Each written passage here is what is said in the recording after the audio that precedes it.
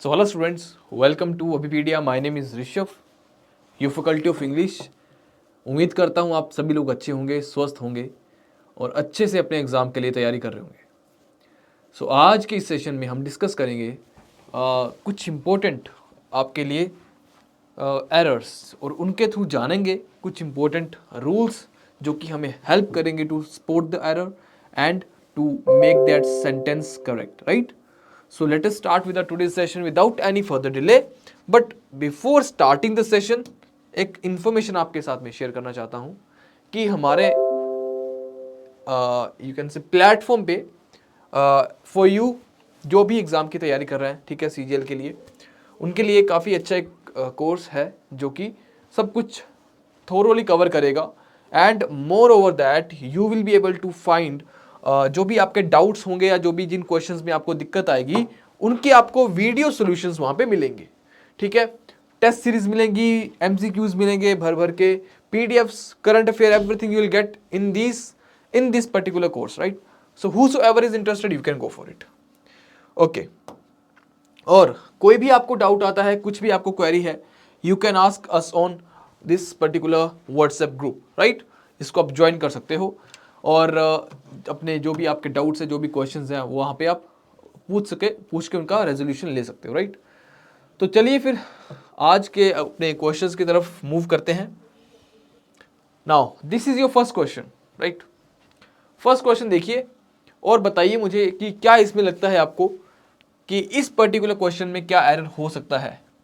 First of all, as I told you, कई बार मैं आपको इसके मेथड बता चुका हूं कि हमेशा आपको क्या करना है, जस्ट अ मोमेंट,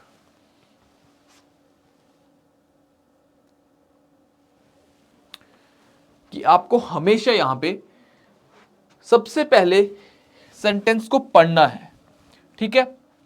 एक पूरे कंप्लीट उसको एक मतलब विदाउट एनी इंटरप्शन उसको पढ़ना है। ऐसा नहीं करना है कि पहले मैंने इसको पढ़ लिया और वहां पे उसका एरर फाइंड करना स्टार्ट कर दिया, right? Don't make this mistake. पहले उसको पूरा पढ़िए, फिर वहां पे उसको पार्ट्स में डिवाइड करके ही उसका सोल्यूशन ट्राई करिए find after a successful tour. अब इससे होगा क्या,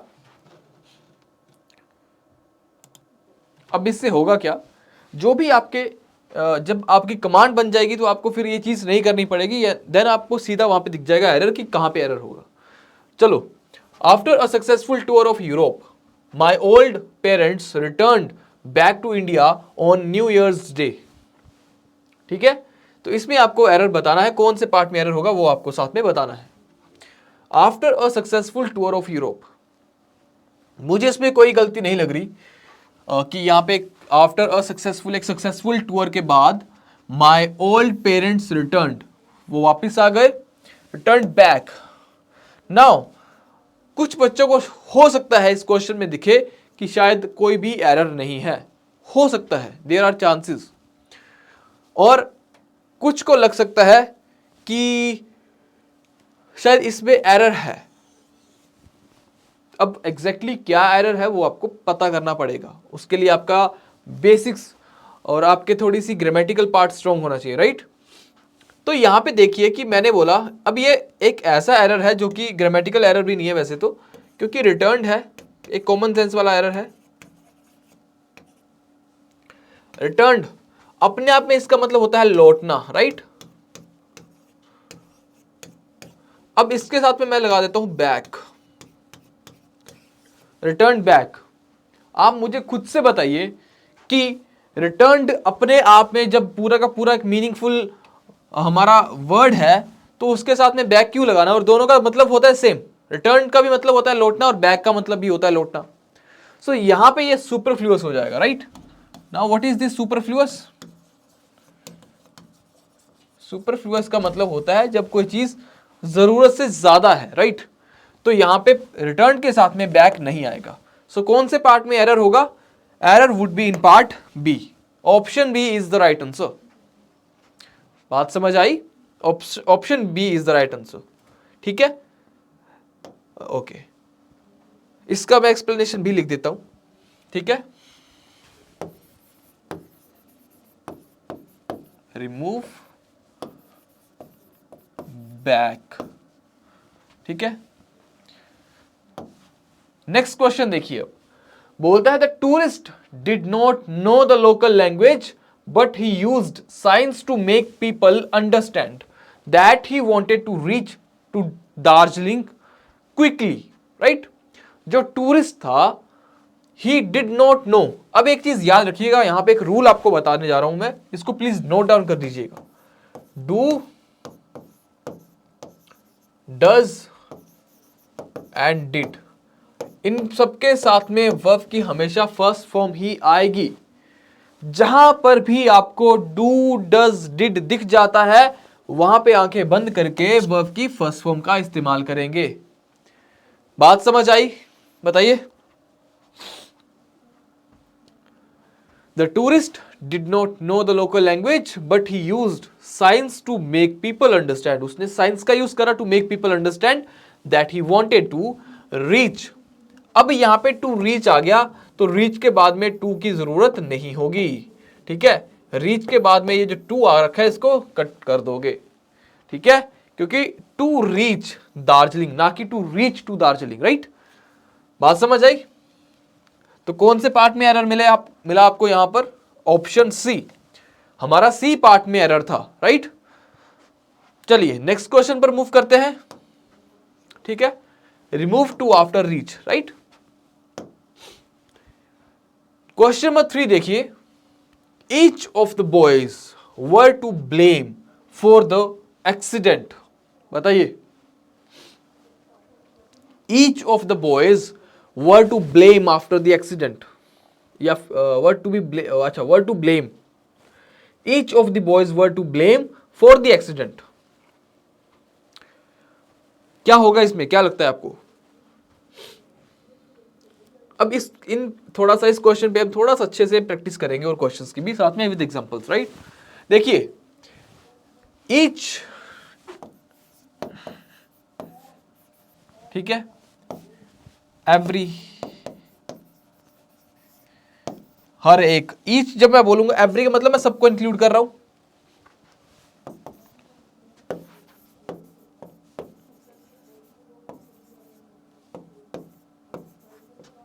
एक मिनट, जो एवरी है it includes everyone, right? Each,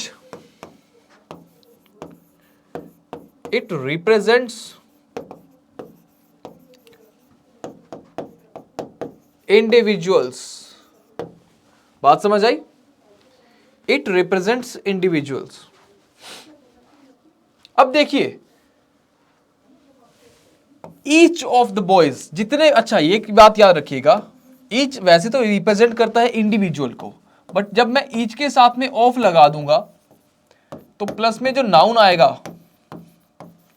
that would be in plural form, क्योंकि ईच ऑफ, मैं काफी ज्यादा लोगों में से किसी एक को चुन रहा हूं, या मैं ये बोल रहा हूं कि काफी ज्यादा लोगों में से हर एक इंसान, each one of this class is intelligent, ठीक है, कि इस क्लास में हर एक बच्चा, या फिर each of the students present here is intelligent. तो मैंने क्या बोला कि ईच ऑफ अगर आ जाता है, उसके बाद में जो मेरा नाउन आएगा वो प्लूरल फॉर्म में होगा। That is clear? Each of के बाद में जो नाउन आएगा वो प्लूरल आएगा, but verb should be singular, right. Your verb should be singular. बात समझ आ रही है क्या?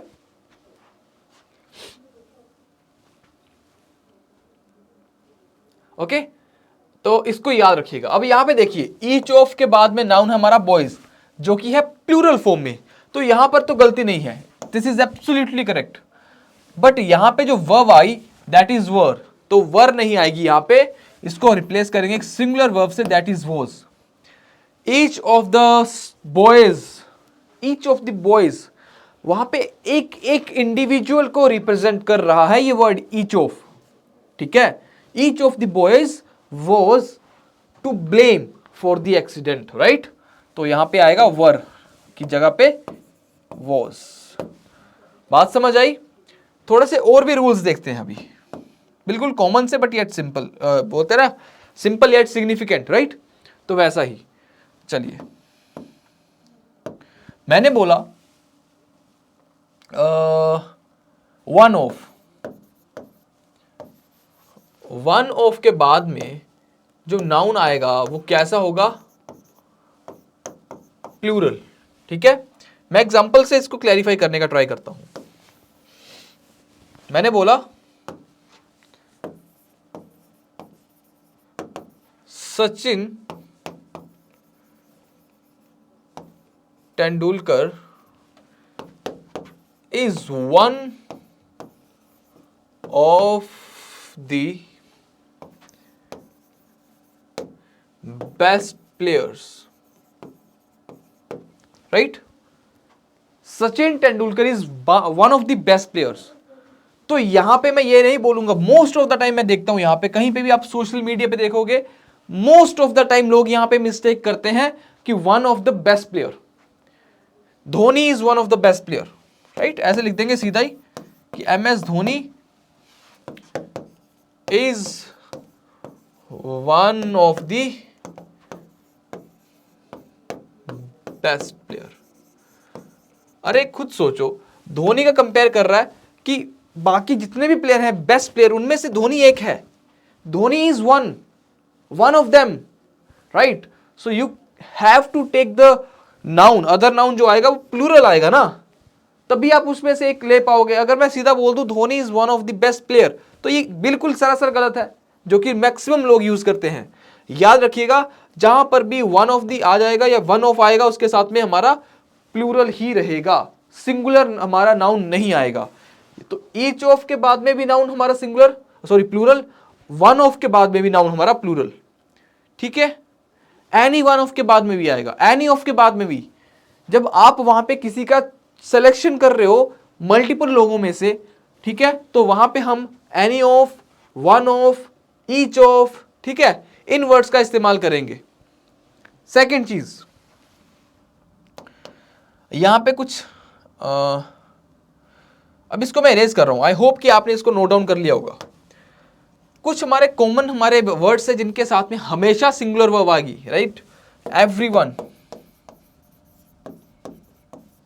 ठीक है, एनीवन, एनीथिंग, एवरीथिंग, ठीक है, नो वन, एनी, ठीक है, नो वन हो गया, नथिंग, ठीक है, something.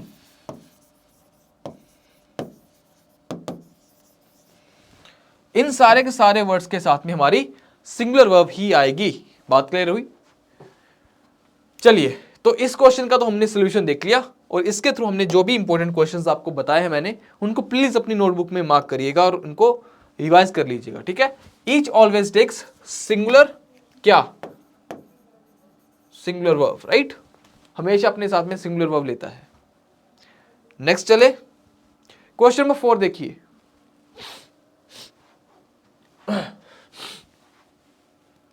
He could not plan his strategy until he knew whom his opponents could be. ठीक है, तो यहां पे देखिए बड़ा कॉमन सा एक एरर है, बिल्कुल छोटा सा एक एरर है, अगर आपने पकड़ लिया तो। He could not plan his strategy, वो अपनी स्ट्रेटेजी को प्लान नहीं कर पाया, until he knew, जब तक उसको ये पता नहीं था। until, अच्छा याद रखिएगा, until अपने आप में एक नेगेटिव वर्ड है, ठीक है? इसका टिल नोट काइंड ऑफ, इसको समझाने के लिए बोल रहा हूं, टिल नोट इसको बोल सकते हो, ठीक है? अनटिल और टिल दोनों टाइम बताते हैं, ठीक है? ओके, अब देखिएगा, मैंने बोला एक, मैंने लिखा sentence,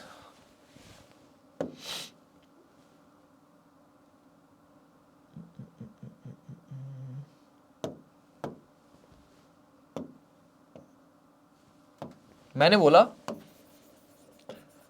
Ram will not succeed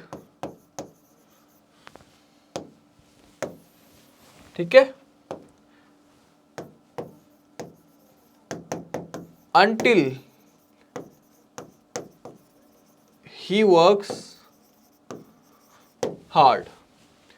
sentence मैंने लिखा Ram will not succeed until he works hard, तो यहां पे मैं ये नहीं बोलूंगा until he will not work hard। ठीक है, बात समझ आई? until he works, जब तक वो मेहनत नहीं करेगा, he will not succeed। तो until के अंदर ही छिपा हुआ है कि जब तक वो काम नहीं करेगा, नहीं, इसके अंदर नोट छिपा होता है। ठीक है, इसको याद रखिएगा।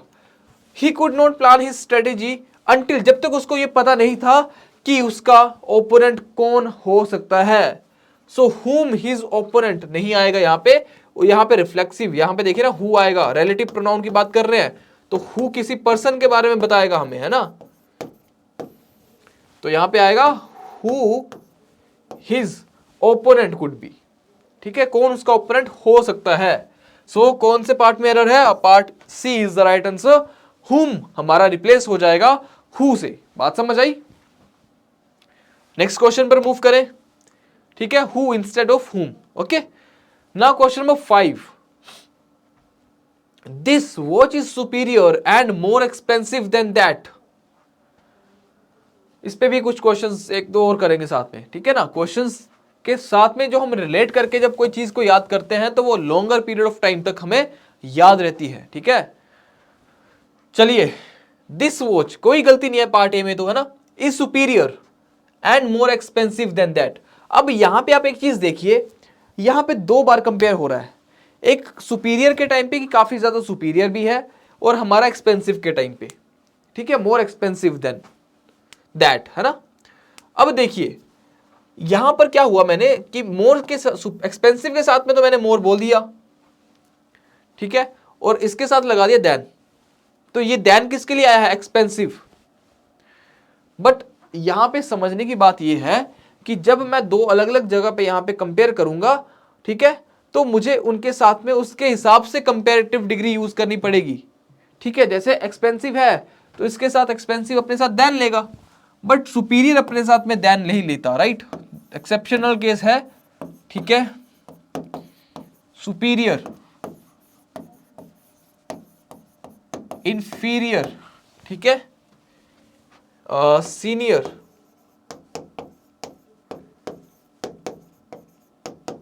जूनियर, ठीक है, सीनियर, सीनियर, जूनियर, प्रेफर। ठीक है, ये हमारे कुछ वर्ड्स हैं जो अपने साथ में जब कंपेयर करेंगे तो टू लेंगे। He is superior to me, he is junior to me, he is senior to me, he prefers milk to tea, right. Ram prefers milk to tea. ठीक है, Ram prefers milk to tea. बात समझ आई? Okay, तो ठीक है, तो यहां पे ना प्रेफर के साथ में मैंने जब कंपेरेटिव मतलब प्रेपोजिशन के नाम पे यहां पे मैंने टू का यूज करा जब कंपेयर करा इनको। ठीक है, ओके, तो superior, inferior, senior, junior, prefer, इनके साथ में मेरा कौन सी प्रेपोजिशन आएगी? To. When I will compare this anything, ठीक है, और उनमें यहाँ पे inferior, superior, senior, junior, prefer word का यूज होगा। तो यहाँ पे this watch is superior to and more expensive than that. ठीक है ना, ये मत सोचिएगा कि superior and more expensive than that, नहीं, इस सुपीरियर के साथ में प्रेपोजिशन आएगी, ये अपने हिसाब से अपने यहाँ पे कंपेरेटिव, जिस हिसाब से जो भी कंपेरेटिव डिग्री है उसके हिसाब से वहां पे प्रेपोजिशन आएगी। ठीक है, ओके। अब देन, देन हमारा वैसे पता ही है, ठीक है, प्रेपोजिशन तो नहीं बोल सकते इसको, ये होता है कंपेयर करने के लिए। ठीक है, when I compare things I will use than. ठीक है, एक होता है देन, ठीक है, देन, इस देन का मतलब होता है तब।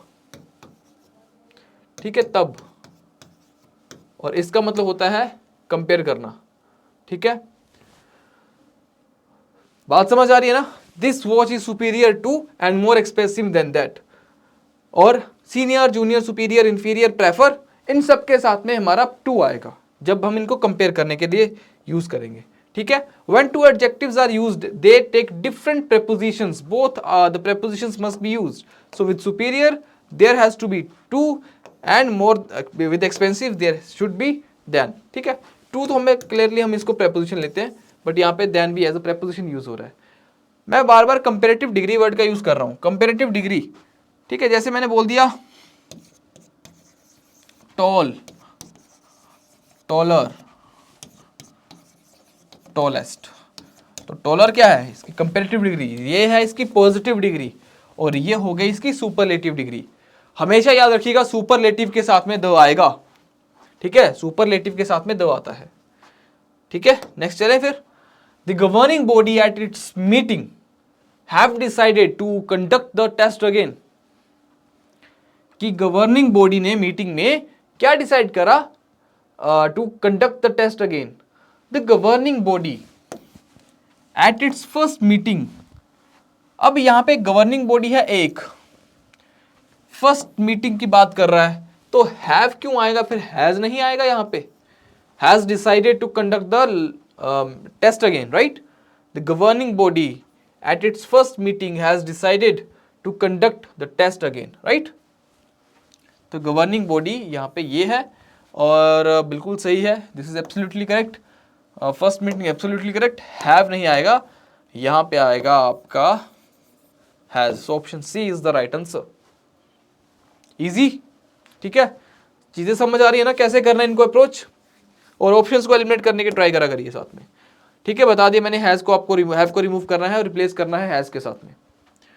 क्वेश्चन नंबर 7 देखिए अब, everyone was surprised to note that Ram married a girl who was more beautiful and more tall than he. कुछ वर्ड्स को जब हमें एक्सप्रेस करना होता है तो हमें उनके साथ में मोर और मोस्ट लगा के उनको कंपेरेटिव या फिर सुपरलेटिव की फॉर्म में लेके आना पड़ता है, राइट। बट कुछ वर्ड्स हमारे होते हैं जो ऑलरेडी एग्जिस्ट करते हैं, जो ऑलरेडी एग्जिस्ट करेंगे अपना कंपेरेटिव डिग्री की फॉर्म में भी और सुपरलेटिव की फॉर्म में भी। बात समझ आई? चलो देखिए फिर इसको जरा। Okay, everyone was surprised to note that Ram married a girl who was more beautiful. ठीक है, क्योंकि ब्यूटीफुल, ब्यूटीफुलर, ब्यूटीफुलेस्ट नहीं कर सकते, इसके लिए हमें मोर और मोस्ट लगाना पड़ेगा। जैसे मैंने लिखा ब्यूटीफुल, राइट, इसके बाद लिखूंगा फिर मैं मोर ब्यूटीफुल,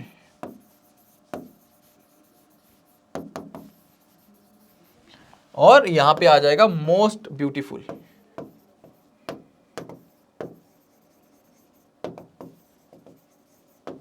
ठीक है, beautiful, more beautiful and most beautiful. बात समझ आई?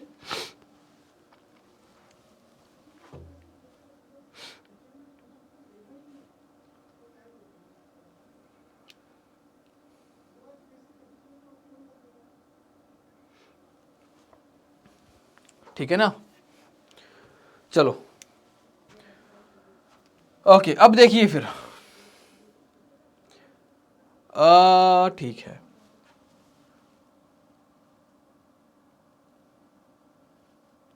अब यहां पे देखिए, everybody was surprised to note that Ram married a girl who was more beautiful, और यहां पे आएगा and taller than he. More tall नहीं आएगा यहां पे, ठीक है, यहां पे आएगा टॉलर। बात समझ आ रही है ना ये? ठीक है, रीजन बीइंग कि टॉल, टॉलर, टॉलेस्ट मैं आपको जस्ट बता के हटा था, ठीक है। और कुछ हमारे जैसे मैंने बता दिया, ब्यूटीफुल हो गया, ठीक है। अब जैसे परफेक्ट है,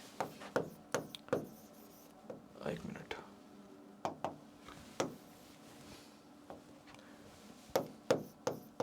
अरे जैसे परफेक्ट है, ठीक है, तो मैं ये नहीं बोलता ही इज द मोस्ट परफेक्ट।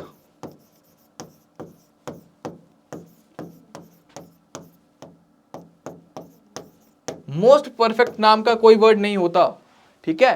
क्योंकि परफेक्ट अपने आप में कंप्लीट है, उसको मोस्ट से और ज्यादा ग्लोरीफाई करने की जरूरत नहीं है, right. If I try to glorify this particular word like, ठीक है, जैसे मोस्ट लगा दिया मैंने, he is the most perfect. अरे परफेक्ट का मतलब अपने आप में वो अचीव कर चुका है that perfection, right. You don't need to glorify that word which has already achieved its peak, right. समझ आ रही बात। वैसे ही यूनिक की बात करूं, अरे वो अपने आप में यूनिक है, तो मैं कई बार बोल रहा हूं ही इज द मोस्ट यूनिक, नहीं, गलत,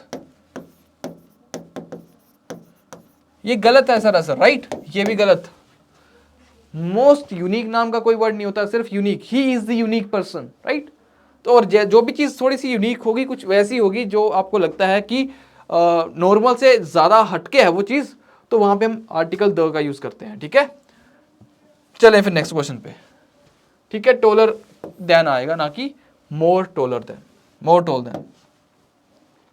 क्वेश्चन नंबर 8 देखिए, this scheme will be launched during the next 2 years. The scheme will be launched during the next 2 years, require an additional investment of 100 crore. इसको एडिशनल रिक्वायरमेंट, एडिशनल फंडिंग की जरूरत है या investment की जरूरत है of 100 crore, right. The scheme which will be launched, जो launch होगी ड्यूरिंग द नेक्स्ट 2 years, जो नेक्स्ट 2 सालों के दौरान ये लॉन्च होगी। अब ये स्कीम कैसी स्कीम है, सिंगुलर देखा जाए तो, अगर मेरा नाउन है, कैसा नाउन है, सिंगुलर, एक स्कीम की बात कर रहा है, तो यहां पे मेरी वर्ब कैसी आएगी, सिंगुलर। और जब भी मुझे अपनी वर्ब को सिंगुलर करना होगा तो मैं क्या करूंगा, चुपचाप उसमें एस और ई एस ऐड कर दूंगा। अगर मुझे वर्ब को सिंगुलर करना है, so what I will do, I will add S या फिर ई एस, ठीक है। और जब मुझे इसको प्लूरल करना होगा तो मैं उसको लिखूंगा, प्लूरल करने के लिए लिखूंगा उसको बेस फॉर्म में, जो बेस फॉर्म होती है ना उसकी, मतलब जो नेचुरली फॉर्म होती है, राइट। जैसे रिक्वायर, इस टाइम ये प्लूरल फॉर्म है इसकी, ये this is a plural form of the verb, और मुझे इसको सिंगुलर बनाना है बिकॉज जो मेरे पास सब्जेक्ट है दैट इज सिंगुलर, एक स्कीम की बात कर रहा है, द स्कीम एक पर्टिकुलर स्कीम की बात कर रहा है, तो रिक्वायर की जगह पे आएगा यहां पे it requires,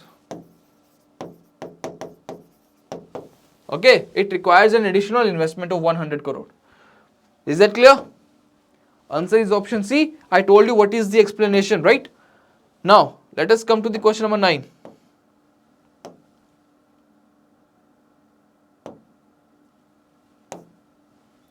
The majority of the women teachers are persuading. Persuading होता है किसी को, persuading होता है किसी को मनाना, थोड़ा कोक्स करके, राइट, चापलूसी करके मनाना किसी को, हुडविंग करना।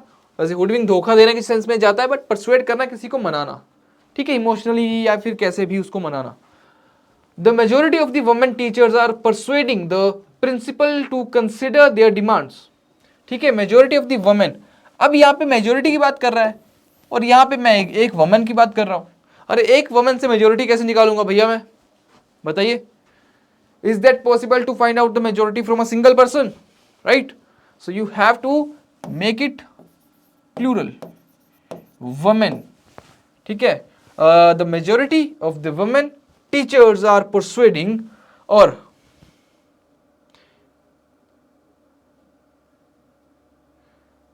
अब यहां पे थोड़ी सी गलती है, यहां पे दो जगह पे यहां पे गलती है वैसे। The majority of the women, अच्छा ठीक है ठीक है ठीक है ठीक है ठीक है, यहां पे ठीक है, एक मिनट रुको जरा, साथ में टीचर्स भी दे दिया ना उसने। देखो उसने लिखा है the majority of the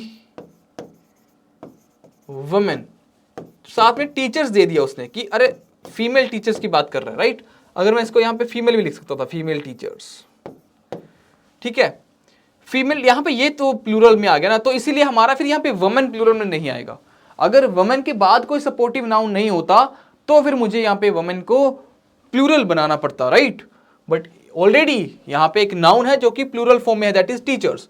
so the majority of the women teachers is, क्योंकि जो मेजोरिटी है, ठीक है, द मेजोरिटी जो वर्ड है ना, ये है कलेक्टिव नाउन, और कलेक्टिव नाउन जब कलेक्टिव नाउन एक कलेक्टिव नाउन की तरह काम करेगा, मतलब इकट्ठा होके काम करेगा, तो मेरी जो वर्ब आएगी दैट वर्ब विल बी कैसी, सिंगुलर। जो मेरी वर्ब आएगी वो सिंगुलर आएगी, इसको लिख लो। जब भी collective noun as a collective noun की तरह काम करता है, जैसे मैं बोलूं जज हैं, जज ने मिलकर डिसीजन दिया और इकट्ठे सबने एग्री करा कि इस बंदे को फांसी होनी चाहिए, सो वहां पे कलेक्टिव डिसीजन आ रहा है।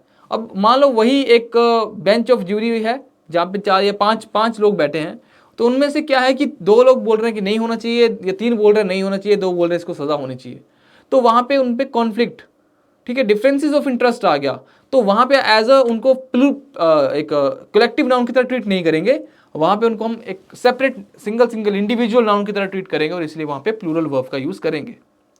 बात समझ आ रही है मेरी? तो यहां पे कलेक्टिव नाउन की तरह काम कर रही है ना मेजोरिटी यहां पे, ठीक है। Is परसुइडिंग the principal to consider their demands, क्योंकि ऑब्वियस ही बात है, अगर डिमांड्स को कंसिडर करवाना है, मनाना है, आपको कलेक्टिवली काम करना पड़ेगा, और जहां पे भी काम कलेक्टिव होगा वहां पे मेरी जो उसमें वर्ब आएगी नाउन के बाद, that would B singular. Okay, काफी अच्छा क्वेश्चन था ये, राइट। चलें फिर नेक्स्ट क्वेश्चन पे। इसका सोल्यूशन आपको मैंने बता दिया, और सोल्यूशन ये है कि ये जो आर आपकी वर्ब है, आर वर्ब की जगह पे आएगा इज, राइट। चलिए क्वेश्चन नंबर 10 देखिए। The mother-in-laws gathered together to discuss certain family issues that had to be sorted out. कि हमारे क्या बोलते हैं इनको, The mother-in-laws gathered, ठीक है, They gathered together। अब कुछ को लगेगा gathered together कैसे हो सकता है, gathered का मतलब तो together ही होता है, इकट्ठे होना। They gathered together, इकट्ठे मतलब मिली, and to discuss certain family issues that had to be resolved, ठीक है, जो होने चाहिए थे, that had to be resolve या फिर सॉर्टेड आउट। अब याद रखिएगा, जब भी कुछ ऐसा नाउन आएगा जहां पे आपको जैसे मैंने बोला कमांडर इन चीफ, ठीक है, कमांडर इन चीफ, तो मैं जब इसको प्लूरल बनाऊंगा तो चीफ नहीं आएगा, चीफ्स नहीं आएगा, कमांडर्स इन चीफ। अरे कमांडर का प्लूरल बनेगा, कमांडर्स, जो मेन उसमें जो मेन हमारा नाउन का पार्ट होगा, कमांडर्स इन चीफ। मैंने बोला ब्रदर इन लॉ, तो यहां पे जो मेरा चेंज आएगा ब्रदर में आएगा, नहीं ब्रदर को ब्रदर्स में चेंज करूंगा, ब्रदर्स इन लॉ, ना कि ब्रदर इन लॉज, राइट। और यहां पे फिर मेरा जो चेंज आएगा that would be in mother, it would become mother's in law. बात समझ आई? तो ये छोटा सा इसमें एरर था, एंड आई होप कि आपको ये चीज समझ आई होगी, and you have like the video, right. इसको अच्छे से रिवाइज कर लीजिएगा। पार्ट ए में मेरा एरर था, एंड द एरर वाज, यहां पे आएगा मदर्स इन लॉ, ना कि मदर इन लॉज, ठीक है। एग्जाम्पल से मैंने आपको हर चीज क्लैरिफाई करी है। उम्मीद करता हूं आप इन क्वेश्चंस की प्रैक्टिस करेंगे, और अच्छे से इनको समझने के लिए 1-2 बार वीडियोस को फिर से देखेंगे, राइट। जो भी पहले हमने वीडियोस करी है उनको अच्छे से देखिएगा, रिवाइज करिएगा, डेफिनेटली वो चीज़ें आपको हेल्प करेंगी। ओके, मिलते हैं नेक्स्ट सेशन में। टिल देन टेक केयर, जय हिंद, जय भारत।